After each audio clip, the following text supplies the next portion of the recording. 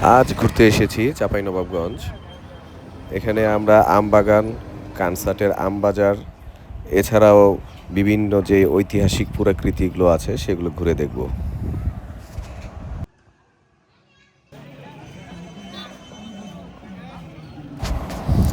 এই হচ্ছে কানসার্ট। এটি চাঁপাইনবাবগঞ্জের সবচেয়ে বড় আমের বাজার।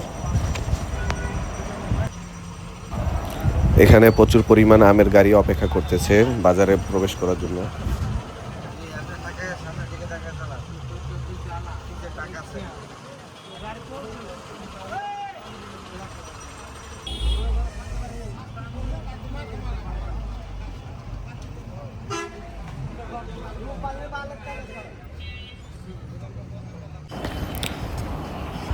আমরা এখন চলে এসেছি ঐতিহাসিক ছোট সোনা মসজিদ। এটি আমরা এখন ঘুরে দেখব। চলুন ভিতরে যাই। এটি একটি অন্যতম প্রাচীন মসজিদ। এটি প্রায় 500 বছর আগে নির্মাণ করা হয়েছে। এটি সম্পূর্ণ ইট, টেরাকোটা, পাথর দিয়ে তৈরি। এই গম্বুজাকৃতির ছাদ সম্পূর্ণ ইটের মাধ্যমে তৈরিকৃত। এর মধ্যে কোনো রড বা সিমেন্ট নেই। আমরা এখন এসেছি মুঘল তোহাখানা। এটি চাঁপাইনবাবগঞ্জ জেলার শিবগঞ্জ উপজেলায় অবস্থিত। এটি একটি ঐতিহাসিক মুঘল রাজপ্রাসাদ। এটি জেলা শহর থেকে প্রায় 35 কিলোমিটার দূরে শাহবাজপুর ইউনিয়নের ফিরোজপুরে অবস্থিত।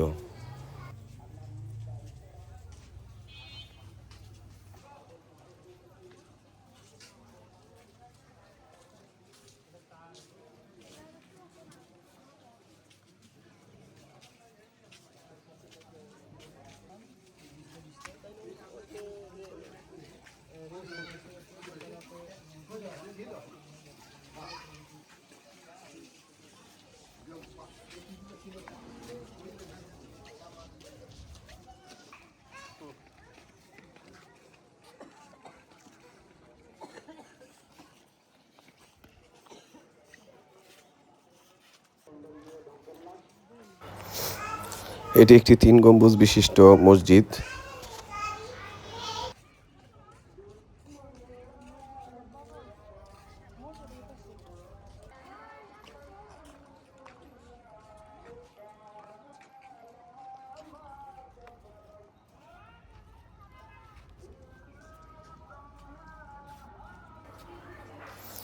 এটি হজরত শাহ নেয়ামত উল্লাহ রহমতুল্লাহির মাজার।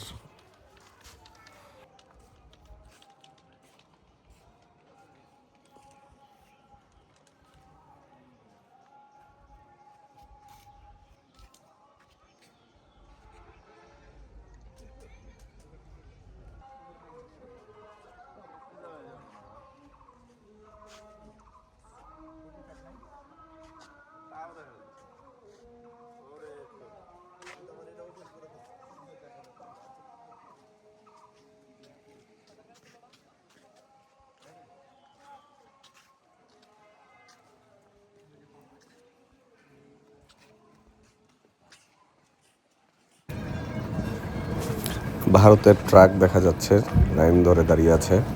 তারা মালামাল আনলোড করে ভারতে প্রবেশের জন্য দাঁড়িয়ে আছে।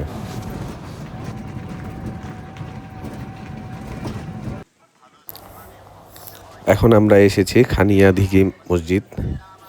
এখানে আমরা জুমার নামাজ আদায় করব।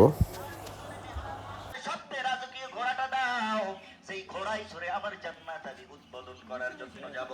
এই যুবক শুনে শুধু মজা নেওয়ার জন্য কথাগুলো বলতেছি না, ভালো করে দিল কান খুলে শুনুন। শুধু মজা নেওয়ার জন্য নয়, আর শোনার জন্য নয়, অনেক শিক্ষণীয় বিষয় আছে রে যুবক। আস্তে করে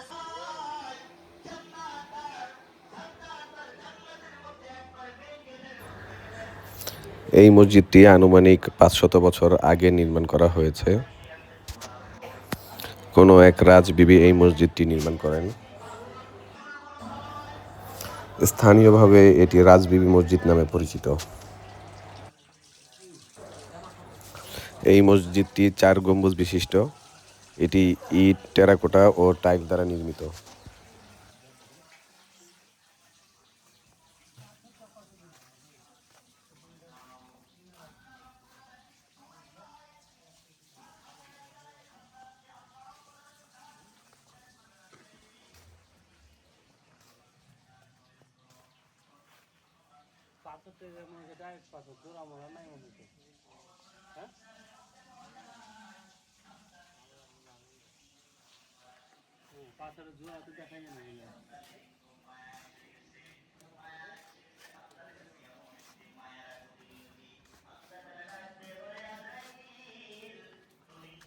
আজ আমরা ঘুরতে এসেছি চাঁপাইনবাবগঞ্জ।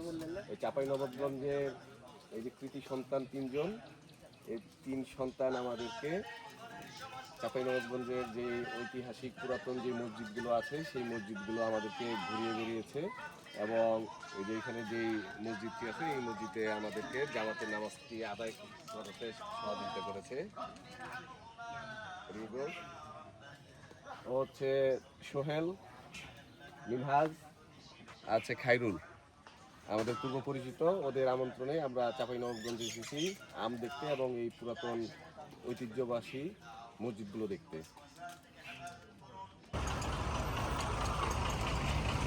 এখন আমরা আছি বর্ডারে।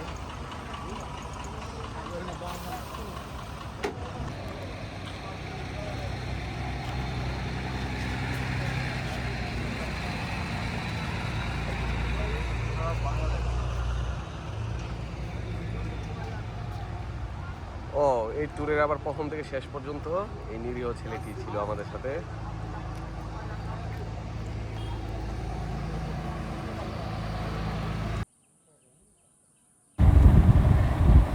এটি দারাসবাড়ি মসজিদ ও মাদ্রাসা, প্রায় 500 বছর আগে নির্মিত। সময়ের বিবর্তনের সাথে সাথে এর ছাদ এবং অন্যান্য কিছু অংশ ধসে পড়ে গিয়েছে।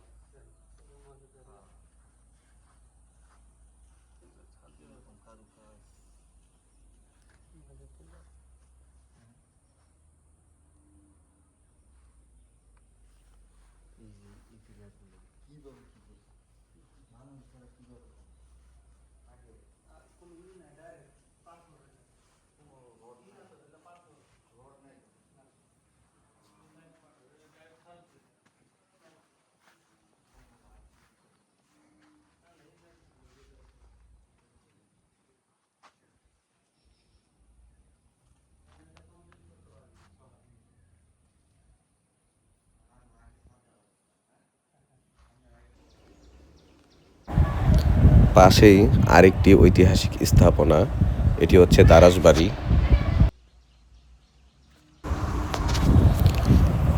চাঁপাইনবাবগঞ্জ জেলায় এত বেশি প্রত্নতাত্ত্বিক নিদর্শন থাকার মূল কারণ হলো এই অঞ্চলটি ছিল মধ্যযুগের অবিভক্ত বাংলার বিখ্যাত রাজধানী গৌড় এর মূল কেন্দ্রবিন্দু।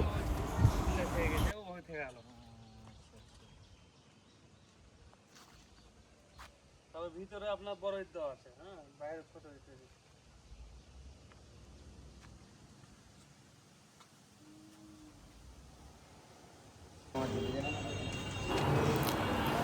আমরা এখন কানসাটে ফিরে এসেছি, আমগুলো কিনেছি, এখন এগুলো প্যাকিং করে আমরা নিয়ে যাব। ধন্যবাদ সাথে থাকার জন্য।